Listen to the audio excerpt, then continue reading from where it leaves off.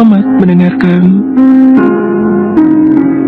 Kelopak mata Bunda Giani bergerak-gerak ketika merasakan bias cahaya menerpa wajahnya.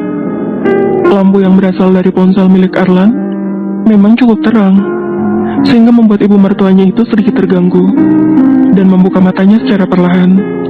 Bunda Giani pun terkejut, hampir berteriak. Namun sebelum itu ia dapat mengenali wajah menantunya, meskipun dalam pencahayaan terbatas. Sedangkan Arlan sudah membeku di tempat, hampir saja ponsel di tangannya terjatuh. Arlan? Bunda langsung melirik suaminya yang masih meringkuk di bawah selimut. Kemudian menatap Arlan sambil meletakkan jari telunjuk di depan mulut, sebagai isyarat agar ia tidak berisik atau menimbulkan suara yang dapat membangunkan ayah mertua. Pelan-pelan Bunda Giani turun dari tempat tidur. Ia sempat memastikan terlebih dahulu bahwa suaminya masih lelap. Kemudian berjalan pelan keluar kamar. "Mau apa kamu di kamar Bunda?" tanya Bunda Giani ketika sudah berada di depan kamar. Arlan yang masih syok belum dapat menjawab. Beberapa saat ia terdiam sambil mengusap dada. Beruntung Bunda Giani tidak berteriak. Jika itu terjadi, mungkin lehernya sudah putus ditebas ayah mertua. "Maaf Bunda, salah masuk kamar." "Jadi maksudnya kamu mau menyelinap ke kamar Maisha?" Dalam pencahayaan temaram, Arlan mengangguk. "Tolong Bunda, saya perlu waktu berdua saja dengan Maisha untuk mencernihkan masalah di antara kami. Saya tahu, saya sudah terlalu banyak menyakiti Maisha. Saya mau memperbaiki semuanya Bunda." Bunda mengerti Arlan, tapi sekarang Maisha sedang istirahat. Kenapa kamu tidak tunggu besok saja? Kalian bisa bicara banyak besok. Justru sekarang waktu yang tepat Bunda. Maksud kamu? Sebenarnya Arlan ragu untuk memberitahu rencananya kepada Bunda Giani, sebab Bunda mungkin tidak akan setuju. Apalagi rencananya sekarang ini memang cukup ekstrim. "Saya mau bawa Maisha pergi ke luar negeri Bunda." Arlan menjeda ucapannya dengan tarikan napas. "Malam ini." Bunda Giani tersentak, hampir tak percaya dengan apa yang didengarnya. Namun ia paham betul seorang Arlan Alfiano memang sanggup melakukan hal-hal mustahil untuk Maisha, termasuk menculik dan membawanya ke luar negeri. "Kamu yakin?" Lagi, Arlan mengangguk. "Sebelum kecelakaan 3 tahun lalu, saya pernah menyiapkan kejutan bulan madu untuk Maisha ke kota impiannya. Saya mau mengulang semuanya dari awal di sana, Bunda." Sudut mata Bunda Giani berkerut tipis. "Kamu sudah ingat semuanya?" "Sudah, Bunda. Makanya saya mau bawa Maisha pergi beberapa hari." Terharu, Bunda Giani melelehkan air mata. Entah mengapa semakin ditahan semakin deras. Ia sendiri menjadi saksi betapa terpuruknya Maisha kehilangan suaminya 3 tahun lalu. Butuh berbulan-bulan bagi Maisha untuk bangkit kembali. Dan sekarang kesempatan bahagia datang menghampiri. Kamu suaminya, dan kamu yang paling berhak atas Maisha. Tapi apa kamu yakin Maisha mau ikut dengan kamu? Tidak Bunda, makanya saya mau bawa Maisha diam-diam. Arlan tahu untuk saat ini Maisha tidak akan mau ikut dengannya. Terlalu banyak salah paham yang terjadi di antara mereka. Karena itulah, ia memilih cara ini untuk memperbaiki semuanya. Bunda Giani sempat mengerutkan dahi sebelum airnya terkekeh setelah mampu menebak isi pikiran menantunya. Arlan dapat bernapas lega sekarang. Tadinya ia pikir rencananya menculik Maisha akan gagal setelah kedapatan Bunda Giani. Di luar perkiraan, ibu mertuanya itu malah memberikan lampu hijau dan justru membantu memuluskan rencananya. Sekarang keduanya sudah berada di kamar Maisha. Wanita itu tampak sangat lelap dalam balutan selimut. Ingin sekali Arlan memeluk seerat-eratnya demi mengurai kerinduan yang mengendap di hati. Arlan mengeluarkan jarum suntik dari saku jaket dan juga botol kecil berisi obat penenang. Obat itu ia dapatkan dari hasil memaksa Misela tadi. Maafkan aku sayang. Aku terpaksa melakukan semua ini. Bisik Arlan seraya menancapkan jarum suntik di lengan kanan istrinya. Bunda Giani yang berada tepat di sebelah putrinya sesekali menatap khawatir. Aman? Tanyanya.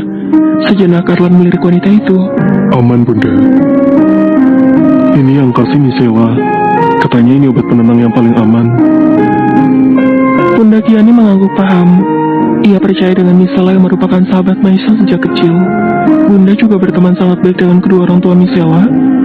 Setelah memastikan Meisha sudah benar-benar lelap di bawah pengaruh obat penenang, Erlan menggerungnya keluar kamar, mengikuti Bunda yang sudah berjalan lebih dulu melewati pintu belakang.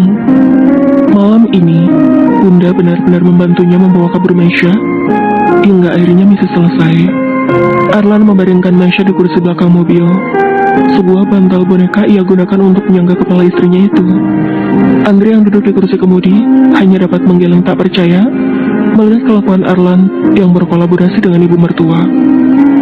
Gila, ini namanya nyulik istri sendiri. Kan? Bunda, makasih sudah mengizinkan saya membawa Meisha pergi. Ucap Erlan tampak sedikit sungkan kepada ibu mertuanya. Sama-sama, Erlan. Yang penting, sekarang kamu jernihkan masalah di antara kalian berdua. Kalian memang butuh ke tempat yang hanya ada kalian berdua. Erlan mengulas senyum. Mertuanya itu memang sangat pengertian dan lembut. Erlan merasa beruntung mendapatkan Meisha. Membuatnya turut mendapatkan kasih sayang seorang ibu yang selama ini tak pernah ia dapatkan dari Mami Gina. Tapi Bunda, bagaimana dengan ayah dan adik-adik yang lain? Mereka pasti marah. Saya bawa pergi Meisha tanpa izin. Tanpa izin bagaimana? Kan sudah Bunda kasih izin. Bunda Giani mengusap bahu menantunya itu. Sudah, kamu tidak usah pikirkan. Nanti biar Bunda yang atasi mereka. Bunda yakin ayah tidak akan ngamuk? Tanyanya seakan ragu. Kan Bunda pawangnya. Erlan terkekeh. Bunda Giani memang sungguh luar biasa. Ia selalu mampu meredakan ketegangan yang terjadi. Bunda jugalah yang pertama kali memberi restu kepada Erlan saat ingin meminang Meisha. Bunda cuma mau titip anak kesayangan Bunda. Jaga dan bahagiakan dia. Kamu tidak tahu seberapa terlukanya Meisha saat kehilangan kamu 3 tahun lalu. Iya Bunda, saya janji tidak akan pernah menyakiti Meisha lagi. Sejenak Bunda melirik ke dalam rumah.